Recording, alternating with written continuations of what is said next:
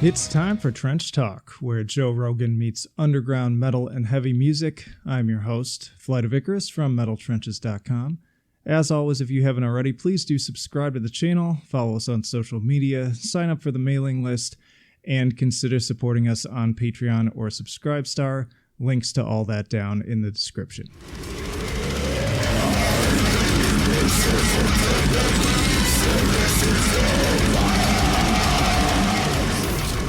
All right, cool. So I'm here with Warforged. If you guys want to introduce yourselves. Hello, I am Adrian from Warforged. I'm Alex. I play bass. All right, so last time we were talking about the album. It was just coming out, talked about influences and everything, but now you've had some time to kind of tour with the material and get to play it live a lot, and I'm curious to hear about like what that's been like, some tour stories, things of that nature. Playing it live has been, I don't know, it's fun, like trying to figure out how to take all the layers and shit and like translate it, because like, you obviously could throw everything on a backing track, all the, extra sprinkles and shit, but it's more fun to kind of figure out how to arrange it in a way that a large majority is, being played by us as opposed to backing tracks. Yeah, no, you learn a few things about what songs work live and what songs don't. I don't know, for instance, like when we toured with Inanimate, we played Voice, and I don't know, we all like really love that song. We always think it's going to translate live, but I don't know, a lot of people seemed to be a dip in the sets. We were like, next set, we were like, yeah, fuck it, let's switch it up to something else. So, yeah, it's interesting because you kind of find out what works and what doesn't, especially like when you got to cater it towards whoever's headlining, like kind of like make the sound a little more palatable for whoever's coming to see the headliner, or kind of shit. Yeah, that's kind of a bummer though. I like Voice a lot, but I could see how, are people like standing around like, what? I feel like for our history as a band, people have always, at least like, especially people who don't know the material off the bat, they usually don't know what to do when they see us, like, especially because we have lots of weird time signatures and weird shit. That song, yeah, for some reason, at least at this point, I don't know, people just don't get it right now. I like it. I have fun playing it. Yeah. So which songs have been your favorites to play? We've been here before. It's always an awesome opener. It's really fun. We do like a long fade in at the beginning of it, and I know it's always like in our music. There's like the quiet breaks that happen kind of suddenly, and you can always tell when people are digging it when they cheer when the quiet break happens. That's kind of like a litmus test we all use for like, oh, is the audience into us or not? Like if we stop at a clean part and they go, yeah, we're like, all right, cool, it's a good night. But otherwise, Totally. Those are some of my favorite parts of the album, and just in general too. Like I think I was listening to those and being like, oh yeah, those are gonna be like some key moments where it just like cuts and everyone's gonna be like, oh fuck. Like other favorite songs to play live, best audience reactions. I mean, I feel like, at least for me, like, we've been here before. We've been playing that song since, like, 2014, and consistently that one always, like, goes over really well. Willow, like, Willow's clean sick, section in yeah. that, people are always like, whoa. people like the clean section. Yeah, that's cool. Was that in Edmonton was that during Willow? Oh, the guy with the transcendent? Yeah, this guy. Oh, this is a good story. Well, you gotta tell the story. So there was a guy, we were playing Willow, and we were playing like that clean part, and there's this guy in the front. He like was like, he had his elbows like resting on the monitors, and he was like looking, and I saw him, and he was like, he had his eyes closed, and he was like looking like he was like floating away, and he looked like he was like out of his fucking mind, and I was like looking at him, and I tapped like Adrian on the shoulder. I'm like, look at this fucking kid in front of you. And what did you think I was? Well, because there was a girl who was like looking at him, and I thought he was pointing at the girl. So I was like looking at the girl, trying to figure out like, did she have something on her face or something? Am I missing something? And then right next to her, there's this kid just like, I mean, I know the people listening to this won't be able to hear, but he had his head in his hands and his eyes were closed, and he was kind of like swaying a little bit. And yeah, I just went up to him, and I put my like bass like in his face, like I put the body towards my like stomach, and I like put the neck towards his head, and I like kind of like rubbed the neck of my bass against his head, and he like kind of like all of a sudden he was like whoa, and he like fucking opened his eyes. Nice kid. What was his name? It was an odd name. Dun. Alex or Adrian? That's all I can think. It's not right at all. It was Michael Dunleavy, Dunkirk, the Battle of Dunkirk. I'm friends with him on Facebook. He's really cool. I'm sorry. I can't remember your name. If you ever get this, I'm so sorry. Yeah, he was a good guy though. But yeah, that was probably like my favorite fan reaction so far. That whole show was really awesome. We got a lot of Edmonton at Starlight Room. It was an awesome show, and I can't wait to go back at some point.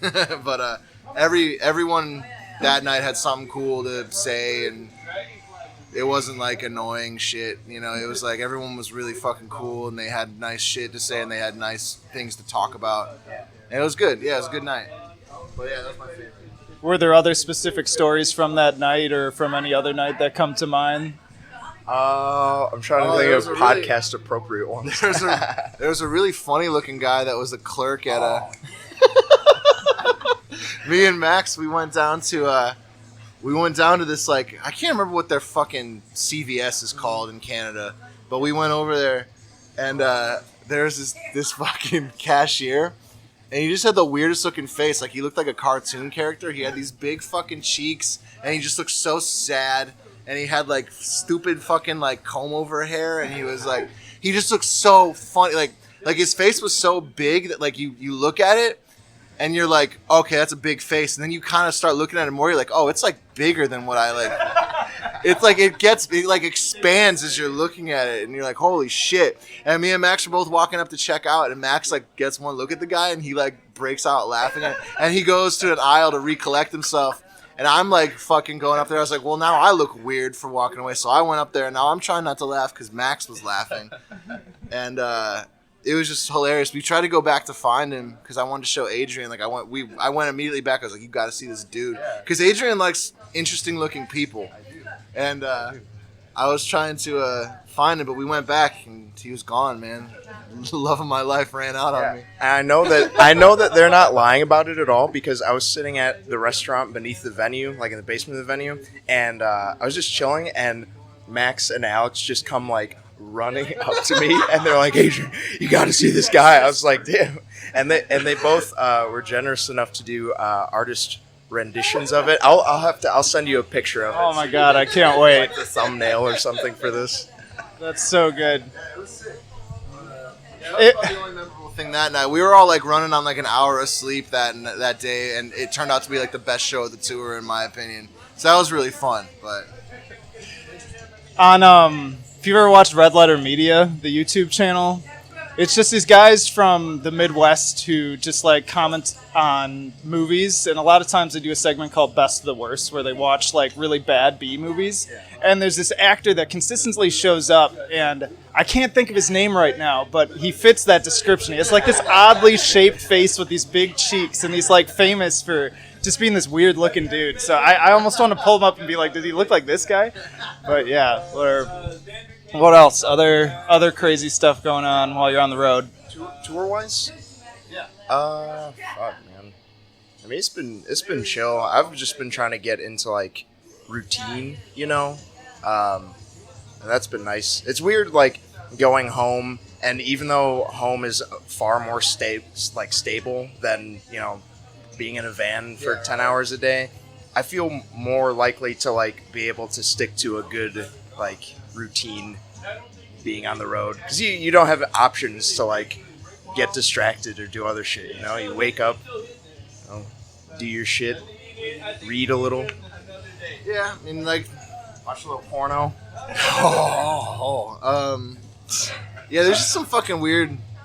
I don't know, like we played in Fargo, and there was like, I thought that town was like a dead town, but like it was like I don't think it was like a Friday night or a Saturday night we played there, and it was like ape shit insane fucking crazy. I mean, not necessarily in the venue. The venue wasn't bad. The show was fine. But like outside, the people were just like going out and shit. Like everyone was out that night. And I just like I found myself like hanging out with this dude in the back of the venue. He was just some fucking like fringe guy, man. and he was just talking to me like. I can't remember why we started talking, but he was talking about how he lived in the alley behind he lived in an apartment that was like in the alley behind the venue, and he was just talking about how he like just hangs out in front of his apartment and like yells at chicks and they like come and fuck him. Yeah, what? Yeah, it was really weird. He's like, yeah, and like sometimes we let him hang around for a day or two, but once they start sniffing, I'm like, get the hell out of here, you crackhead bitch. And I'm like, what are you fucking talking about? And then I asked him, like, what the fuck are you doing in Fargo? He's like, you want the long story? And I'm like, yeah. And then he told me he broke the law in Missoula, Montana, and hopped a train, and he ended up in Fargo, and some guy gave him a free bowl of soup, and he never forgot it. And then some guy, like, riding on a bike, drove by, and he was playing You Can't Always Get What You Want by Rolling Stones. And then, so the dude stopped telling me the story, and he was like, oh, listen to this tune, man. This is a fucking great tune. And we were just like, sat there for like 3 minutes listening to this song, and it's fucking weird, man. But that guy's sick. Like, I always like trying to find like fucking weird dudes to just hang out with outside. And that was my favorite dude of that tour. That's the shit, man. It's cool just like meeting random people. Like that's what I kind of like about doing this is you meet some interesting people in bands or like in the scene or whatever. Like I've even had people reach out to me and be like, "Hey, I heard that episode and I have some extra insight to give you on like some just like random people that have like weird stories." And it's I don't know, it's just there's never a dull moment with that. So it's got to be cool on the road. What's up, man? What's up, man? Jason. Good to see you again. Nice to meet you. Yeah. Don't know if you remember. You were on the Metal Trenches Trench Talk podcast. I wasn't. Oh, you weren't on that actually. one. Oh, okay.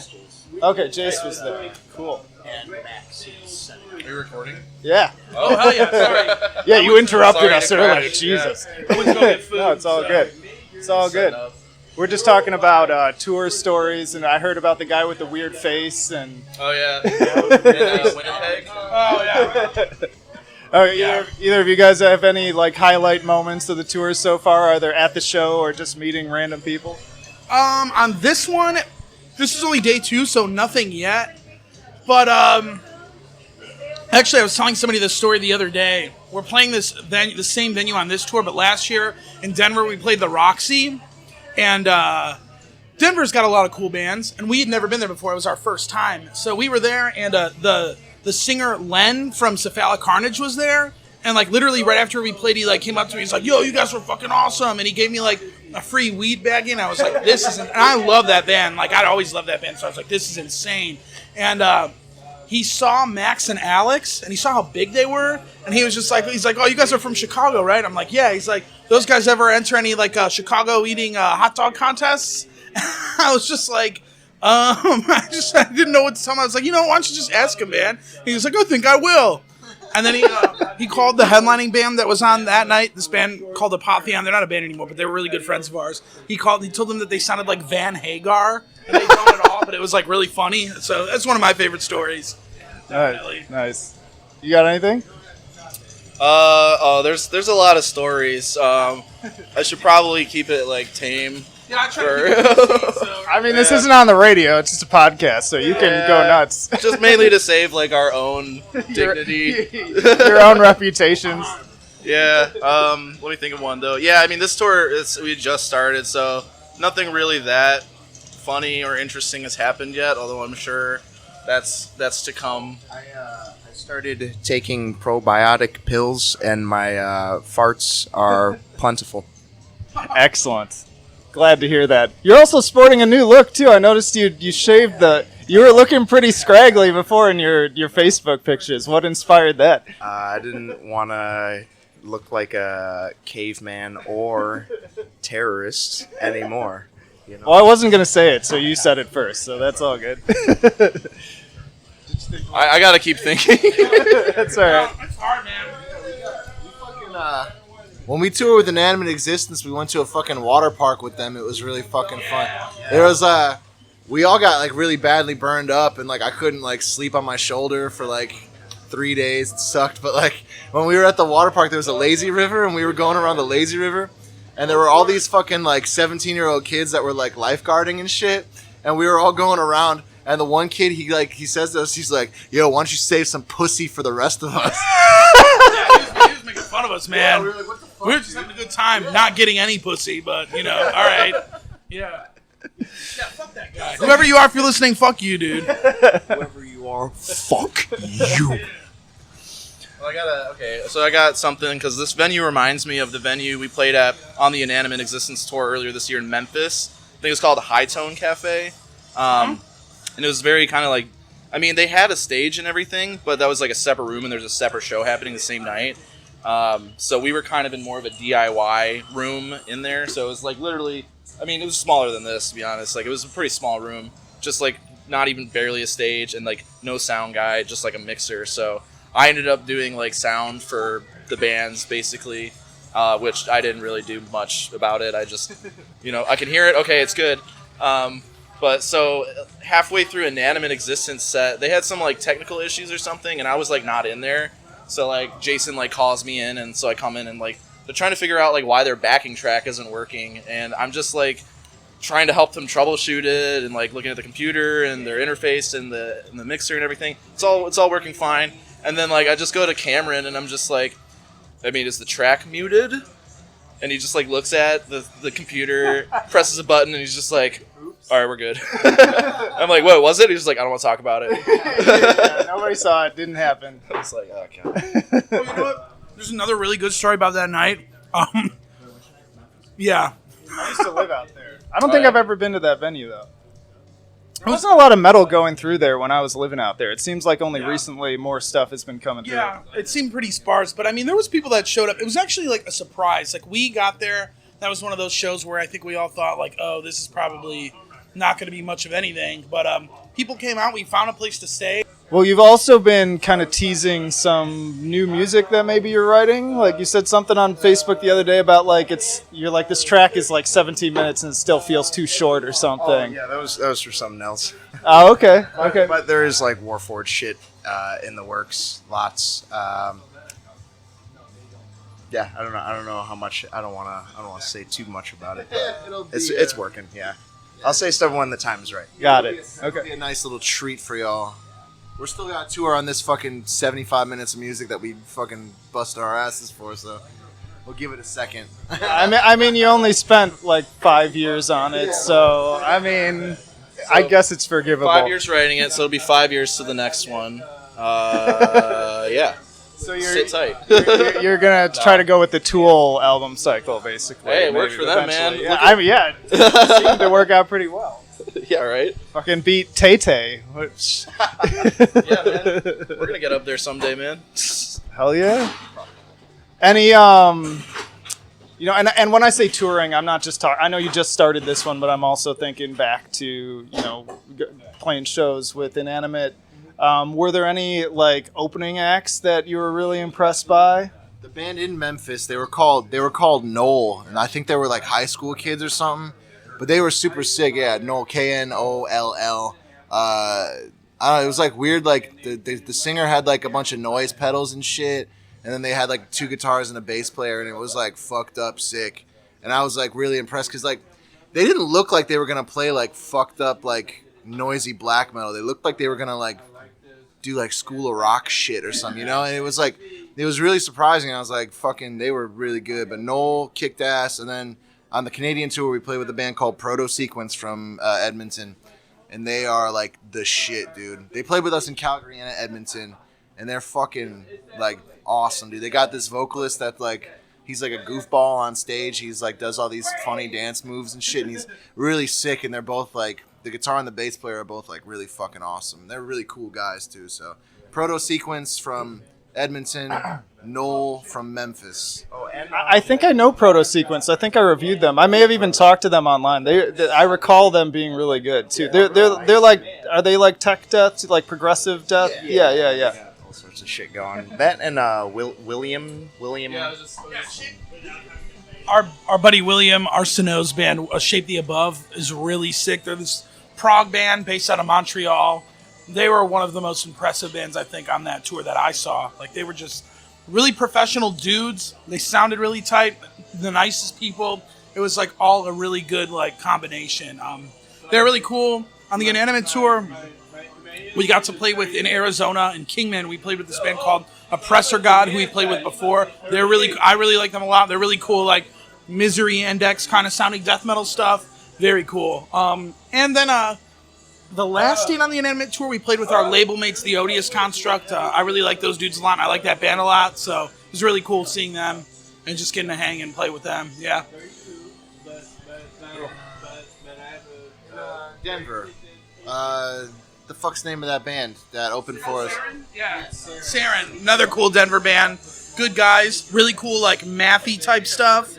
Very, very interesting, because it's another band you kind of don't expect it from, but then when you see them, it's like, holy shit, this is really cool. Actually, Andrew Kim from Inferior, he used to be in that band. So, yeah, it's cool. I Artifact from El Paso. Those dudes are really sick. Yeah, they're like instrumental, like math rock shit, math metal shit. They're really good. I fucking dig them. We stayed with their guitar player, Martin. The band, I don't remember. I don't know if you guys remember the name that opened. I don't know if they opened in Salt Taint Marie. There's a like kind of Gorgutsy band. It was a 3-piece. I don't remember the name. That band was cool. Ah, fuck! I wish I remember their name. Oh, the Promoters band, right? I thought it. Yeah, I'll take some fun. Yeah, it was the Promoters band, I thought, right? In Sault Ste. Marie. That show was weird, man. Sault Ste. Marie is this like remote ass fucking town, like west. It's like 7 hours west of Toronto in Ontario. It's like right across from like Upper Michigan. And they also have a Sault Ste. Marie in Upper Michigan. And we played at like the lobby of like a hotel, like a restaurant. And it was like we didn't think anyone was gonna be there, and like people actually came out, and it was like a really fun night. And like we ended up getting like us and Black Crown Initiate got like a hotel room in the hotel, and we all like partied the whole night. And I don't remember much else. There was like pictures of me that this one. So it was a good night.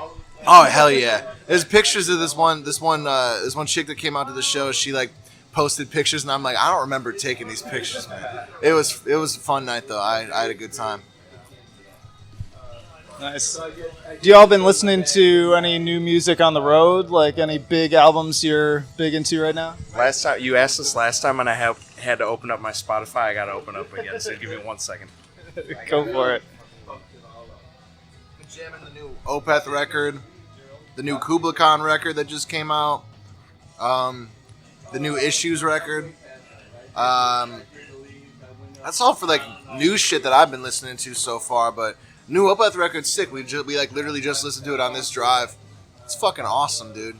I'm pleasantly surprised. I did not expect it to be good, but it was. I like what I heard. I'm definitely in the camp that misses their death metal side, but I highly respect like what they're doing and how they're not like forcing it. They're just doing what they want to do, and I think that's better than continuing to pump out the same stuff, even though maybe you don't want to do that anymore. Yeah, but yeah. I mean, that's cool. There was that whole story about Michael Ackerfeld before he wrote Heritage or whatever. Like, he was trying to write another death metal Opeth record, and Martin Lopez was like, "Yo, you're hard ain't in this shit, is it?" And he's like, "Nah." And then he scrapped everything he had and wrote Heritage, and it's like, I don't know. There's probably a lot of bands that should have scrapped an entire record and gone and done what they wanted to do, and they didn't. Probably more bands than do that than don't do that. So I respect that integrity. And yeah, it's a good record. I mean, I really like Heritage. Thought Pale Communion was pretty sick too. Sorceress was kind of whatever, but this one I think is like huge step up from Sorceress in my opinion. So yeah, it's good shit. I I got one in particular that I've been kind of harping on for a little while. I'm pretty sure it's the. I hope I don't get this wrong. The bass player from Artificial Brain, his other band, one of his other bands, they're called Fawn Limbs. Yeah. That band's fucking cool, man. Good God. Thumbs up to you. You like it too? You know what I'm talking about? Yeah. Oh, it's a shit, man. It's a great record. Yeah. It's like, yeah, it's just like pissed and like it has weird key parts that are just, it's dark, man. Yeah. Yeah, it's awesome. Yeah, people have been loving on that album, especially I'm in the Mathcore Index group, and they've got a really good community, and they were just all over that album, and just, yeah, it's fucking sick. It's like, it's cool to hear, I don't know, because I don't really like, I don't go out of my way to like listen to, definitely not like tech death anymore, and rarely in the recent years, especially after working on our record, I'm just kind of like, I gotta take a what do you call it? You know, just like Palate take cleanse. I need to cleanse my palate, exactly. So, yeah, that too. Yeah. So I just I've been kind of trying to step back, and it's just hard to find stuff nowadays because there's just so much music out there that really punches you in the gut. That record punched me in the fucking nutsack, man. Got me. Yeah, it was good. That's the good shit right there. I want to give kind of a future. I want to give kind of a future shout out to another album that's coming out on the Artisan era from Manifest. I was listening to that on the way here. I've been listening to it nonstop, and that album's fucking sick. I can't wait for other people to hear that. Yeah. Got that album coming out too, don't they? Or did it come out already? It's coming out soon if it hasn't come out yet, because I definitely put one together for that as well. I haven't listened to it if it has come out, but that's going to be coming out on Artisan. And then there's something else too, isn't there? On Artisan? Yeah. Probably. I mean, they got that they're doing the pressing of the Black Crown EP. What's it called again? Yeah. Yeah, that's pretty cool, man. I think they're doing 4 vinyl variants of it too. I saw that. That's crazy. That's probably gonna sell really well. Malcolm is a vinyl variant fiend, man. No black only records, man. All vinyl variants, colors of all kinds, man. Otherwise, no one wants to buy the black ones. It's like if you print a black one, it's not gonna sell as well. That's kind of that's the story, I guess. I don't know. I guess okay, you guys like them, you Max. I don't have a vinyl player, or do you call them vinyl players? I don't have a record player, but I've been looking into investing in one, and I'd like some just plain black ones. I like it. It's classic, you know. Yeah, it's good, yeah. especially if it's got a good label on it that look like people put time into. Max is here. Explain to the people why you like black records and not vinyl variants. I like them all, to be exact. I like all of them, but I like them. I like the simplicity of it because I like the artwork speaking for itself, and then the black record just kind of being subtle and not being the focal point, letting the music kind of take over. But I think the variants are needed to increase sales and stuff, and I think they're a cool selling point. But I think the black record is still super sick. Yeah, because how else are you gonna get people to buy 3 copies of the same record? Well, and people do it. I was surprised. I didn't even know that was a thing until I started joining some collector groups. Yeah. And then you got people posting they've got 30 variants of the same album, and I'm like, Jesus fucking Christ, they've got I collect records, and I could give less of a shit than that. I just want to hear it. I want to be this is something I could listen to. It's but if you're gonna do that, you can do that. And it helps us. So please buy all 3 variants of the vinyl. I follow this one guy on Instagram who I think how people do hashtag, the ice bucket challenge and shit like that. People have been doing, I don't know the name of the challenge, but it's you post all the variants that you have of one color. So this dude posted 20 records that he had that were all green, and ours was in it. It was bluish green, that type. Yeah. And it's just damn, man, that's a lot of music. I did say I did not like black vinyl, or I did prefer black vinyl, but I did just pre-order the Crippled Bull vinyl from Artisan Era for Black Crown Initiate because of the colors. Hell yeah. So I contradict myself, but yeah. As long as you're over here, we were talking touring stories and just random things from shows. We went over a couple funny ones. I don't know if you had one in particular you wanted to share. Oh yeah, dude. That guy was weird. His face was. He was just a This cartoon. poor guy is gonna listen to this podcast and be like, "Oh my god." He wasn't real. I think he was that was the dude at the gas station. Yeah, he was right? at a food mart in Edmonton, and I feel bad for him because I think it's very unfortunate that he looked the way he did, but it wasn't real. It was the cheeks were huge and just kind of it was a cartoon, a real life cartoon. Yeah, it was scary, but also really cool. I want to be friends with him, but I don't know how to approach him. I want to be friends with you because you look neat. Wait, do you guys remember the name of the guy in Edmonton that transcended during the show? So we can shout him. Dan Kirk. It was Dan Kirk. I said Dunkirk. Fuck yeah. Also, yeah, the guy at the pharmacy. he's never going to hear this because the day we met him was the last day he could face the embarrassment of walking outside. Oh my god! What? Oh my god. No, that's mean. I feel bad for that guy. I feel bad for that guy.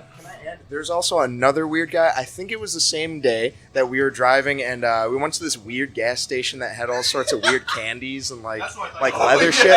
And there was another guy. He looked really weird too. He had big jowls, but he was just like he looked like he looked like somebody poured water on his head. He was balding, and his hair was just like it looked like black ramen spaghetti, just kind of like coming off of the top of an egg. He had a really small head and a really big fat body. It was Well, but he was like overly nice. Like I went up to get something and Kind of has to be though. I guess he's got to compensate a little bit. Yeah, but I go up there and he's just like, "Hello, how are you?" "Oh, I'm doing great."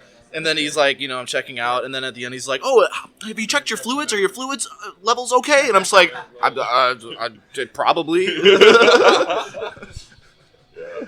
Oh my god. Any others? I thought you were gonna say about the guy from the van too that tried to get it, tried to open the van, because that was another face guy, right? Because he saw his face. The Richard Lewis looking guy. I usually sleep in the van every night just because I'm paranoid about it getting robbed. And I was going up to the front because we got all our charger cables and shit. And I usually bring it to the back just in case. And when I was in the front, I see a guy, and I'm right underneath a street light. Everything is dark. And I see a guy coming up from the driver's side rear, walking up to the door, and I thought it was Jace coming back because they said that they were going to come back and get some shit. And there was this dude. He looked kind of like. Do you know Richard Lewis? He's a comedian. He's from Oh. Enthusiasm. I'm better with faces than with names, so I probably do know. This guy wears all black. Yeah, he just. Oh, yeah, with the gray hair, and yeah, he's old school. Larry, Yeah. fuck you. Fuck you. Yeah, it looked kind of like Richard Lewis, but with all white hair, and he just walked past the van, and without even looking at the door, he just grabbed the handle and he tried to open it, and he just kept walking, and he just faded away into the darkness. It was fucking awesome, but also terrifying. Fuck. It validated my Concern of being wrong. yes, yeah, concern. I mean, there's been so much of that going on. You hear so many stories, and I will say, not to add to your paranoia, but Portland is known for car thieves right now. It is really bad. I'm going to the van right after we play. Dude, that was in Winnipeg, and Winnipeg was weird as fuck, in my opinion. I don't know. It was very, how do you say, methy? You know what I'm saying? We have a lot of that too. That was the Park Theater. It was a really awesome venue. It was a newer venue apparently, and it was a giant theater. But the people there were all kind of just not reacting to shit. Yeah. But they were there was a lot of people there, and the venue was super nice. There was a backstage with a fucking microwave and a fridge and couches and shit, and it was really nice. And it was one of the only venues that we played maybe 19, 20 shows. They 15 of them had stairs that you had to load in on. This was one of the only ones that didn't have stairs, so that was fucking awesome. That's a win. Yeah. Yeah, fuck stairs. Shit. Fuck bringing our rack that's 5 million pounds upstairs. I hate it. 5 million. Yeah, 5 million pounds. Takes the whole tour package to lift it. Yeah, wonder how many venues with stairs we're gonna be on this one. I'm hoping none. I don't know. Maybe it's a Canadian thing. Maybe, because I can't think of a lot of venues around here that I've noticed that they have stairs, but I don't know. Yeah. I was going to ask him again. It seemed like he wanted to share a story, but he keeps having to walk. I know you guys got to get on probably soon, too. All right, cool. You want any closing thoughts then? Keep listening to the record. Thank you to everybody who has, I know it's a cliche thing, but honestly, appreciate the support. It's been a cool couple months since the album's come out, and we got some big crazy shit coming up in the future. Awesome. Can't wait to hear it. Yeah, if we don't see you in the next 2 weeks, we'll see you next year. Yeah. Probably. Yeah. If you live in the North American area, not including Mexico, Alaska, and Hawaii. Yeah. Or Puerto Rico. No Puerto Rico. Or any of the islands for that matter. Yeah. As badly as we want to be an island hopping band, Well, if stairs are hard, I don't know how the islands are going to work out. We were talking about just getting a tour boat and doing like a Caribbean boat tour. We'll just stop at every island. Instead of 10,000, Dude, that'd be fucking sick, right? instead of 10,000 tons of metal, it'll be like 300 pounds of metal or something. Like 86 pounds of metal. Yeah, man. It's a little like motorboat and shit. That'd be bomb. Anything else you want to add? Yeah, I mean, I don't know when this podcast is going to be coming out, but we're on tour with Alterbeast, Cognitive, and Macabre. My memory's really bad, and it's only been 2 days. But yeah, come out to a show if you're going to be around the West Coast / Southwest U.S. area. Cool. Well, thanks again, guys. I always appreciate you all giving the time. It was nice to finally meet you all in person, too, and we'll have to do it again. Cool.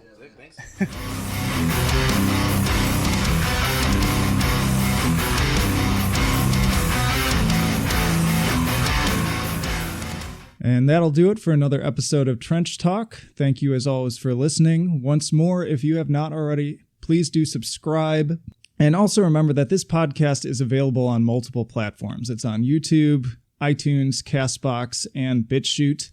Also follow us on social media. Sign up for the email list if you really want to make sure you don't miss anything, because we all know that the algorithms for Facebook and whatnot are kind of garbage, and they're not really good at giving you the stuff that you're looking for. Regardless of what platform you're on to, please do also subscribe to the YouTube channel, because I also post all kinds of videos and other content there, from reviews to retrospectives and things of that nature. And finally, please do consider, if you keep coming back and you really enjoy this as a part of your kind of metal listening experience, then consider going over to our Patreon or Subscribestar and donating to us there. Just $1 a month. Like, your couch change makes a huge difference, and it helps me cover the overhead costs of hosting the podcast, getting equipment, all that kind of stuff. So I'd be infinitely grateful if you did that. But links for all of that once more down in the description. But that'll do it for now. Flight of Icarus signing off. I will see you in the trenches.